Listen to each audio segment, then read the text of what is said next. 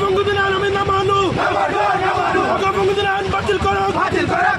BJP হাই হাই হিমন্ত বিশ্ব আমরা go back BJP হাই হাই বঙ্গবন্ধুর আমি না মানো বঙ্গবন্ধুর বিল বাতিল করো বাতিল করো বিজেপি হাই হাই হাই হাই অমিত শাহ হাই হাই হাই হাই নরেন্দ্র মোদি জিন্দাবাদ জিন্দাবাদ জিন্দাবাদ আমার চলো গঙ্গা পরিবার জিন্দাবাদ জিন্দাবাদ জিন্দাবাদ জিন্দাবাদ জিন্দাবাদ মামা গরিমা জিন্দাবাদ we won justice we won we won justice we won justice we won justice we won justice we won justice we won justice we won justice we won justice অকা বঙ্গবন্ধুর আইন 2024 বাতিল করো অকা বঙ্গবন্ধুর আইন 2024 আমি না মানো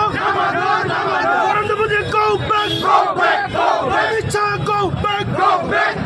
Himanta Biswa Sarma go back we want justice we want justice we want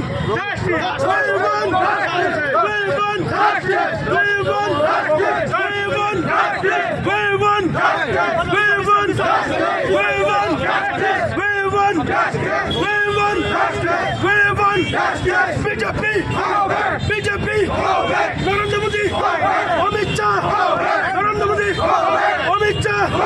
Narendra Modi Amit Shah অকা বঙ্গবন্ধুর আইন 2024 বাতিল করো অকা বঙ্গবন্ধুর আইন 2024 বাতিল করো অকা বঙ্গবন্ধুর আইন 2024 অকা বঙ্গবন্ধুর আইন 2024 আমি না মানবো অকা বঙ্গবন্ধুর আইন 2024 আমি না মানবো অকা বঙ্গবন্ধুর আইন 2024 আমি না মানবো we want justice we want justice we want justice অকা বঙ্গবন্ধুর আইন 2024 আমি না মানবো অকা বঙ্গবন্ধুর আইন 2024 বাতিল করো অকা বঙ্গবন্ধুর আইন 2024 বাতিল করো অকা বঙ্গবন্ধুর আইন 2024 বাতিল করো কেন্দ্রীয় সরকার হাই হাই আসাম সরকার হাই হাই নরেন্দ্র মোদি হাই হাই অমিত শাহ হাই অগপ সংশোধনী আইন 2024 আৰু অগপ সম্পত্তি হ'ল মুছলমানৰ গৰীব দুখীয়াৰ সম্পত্তি আৰু এই মুছলমানৰ গৰীব দুখীয়াৰ সম্পত্তি বিজেপি চৰকাৰৰ দিনত স্বৈৰাচাৰী দালাল ৰাজ বিজেপিৰ দিনত মুছলমানৰ অধিকাৰ খৰ্ব কৰা হৈছে আৰু আমি আগৰ পৰাই অসম সংখ্যালঘু সংগ্ৰাম পৰিষদে তাৰ তীব্ৰ বিৰোধিতা কৰি আহিছিলোঁ কিন্তু দেখা গ'ল যে বিজেপি চৰকাৰে আমাৰ মুছলমানৰ দৰদ বুজি নাপায় এই বিজেপি চৰকাৰে মুছলমানৰ ওপৰত অন্যায় অত্যাচাৰ কৰে আৰু এই অকা সংশোধনী আইনৰ দ্বাৰা কলা আইন মুছলমান সম্প্ৰদায়টোক জাপি দিছে গতিকে আমি আজি মুখত লাজ পাই কলা কাপোৰ পিন্ধি আমাৰ খৰ্ব হোৱা অধিকাৰ আমি সাব্যস্ত কৰিবলৈ ৰাজপথ অৱৰোধ কৰি আমি প্ৰতিবাদ কৰিছোঁ গতিকে আজি আপোনালোকৰ সন্মুখত কওঁ অকা সংশোধনী আইন 2024 সংগ্ৰাম পৰিষদে ফালি দিলোঁ BJP go back BJP go back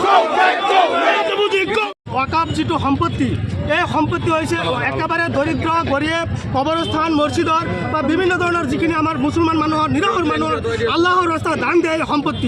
এই সম্পত্তি হৈছে আমাৰ সম্পত্তি এই সম্পত্তি কাৰো কৰ্তৃক সম্পত্তি নহয় এই সম্পত্তি কোনো বিজেপি চৰকাৰৰ সম্পত্তি নহয় এই সম্পত্তি অমিত শ্বাহ ডাঙৰীয়াৰ সম্পত্তি নহয় এই সম্পত্তি নৰেন্দ্ৰ মোদী ডাঙৰীয়াৰ সম্পত্তি নহয় গতিকে আমাৰ যিখিনি মৌলিক অধিকাৰ আজি মৌলিক অধিকাৰখিনি এই চৰকাৰে কাঢ়ি ল'ব বিচাৰিছে তাতোকৈ পৰিতাপৰ বিষয়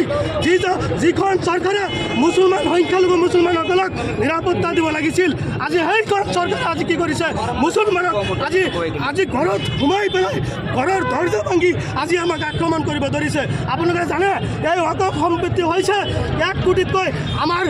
ভাৰতবৰ্ষৰ যিমান মুছলমান আছে প্ৰত্যেক মুছলমানৰ তেজৰ লগত সম্পৰ্ক আছে এই ওয়াকফ সম্পত্তি প্ৰত্যেকজন মুছলমানৰ লগত যি তেজৰ সম্পৰ্ক আছে এই ওয়াকফ সম্পত্তি গতিকে এই ওয়াকফ সম্পত্তি 2024 চনত সদনত যিটো আইন সংশোধনীয়